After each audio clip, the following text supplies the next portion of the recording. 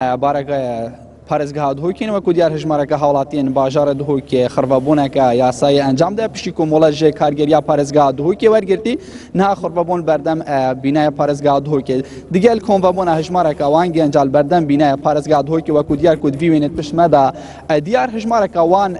نینەرێن وان خڕڤەبوونە کو هژمارەیان بۆ 20 بۆ 5 کەسە مەزدەت کرد دیگەل چوونە ژوورە و دیگەل جێگیری پارێزگارە دهۆکێ بریارە جبینێکی ئەنجام دەن و ئەوەی یاداشتە کو ئامادەکردی بگەهینە ئیدارە پارێزگەها دهۆکێ شوان ئەوە کو دوێ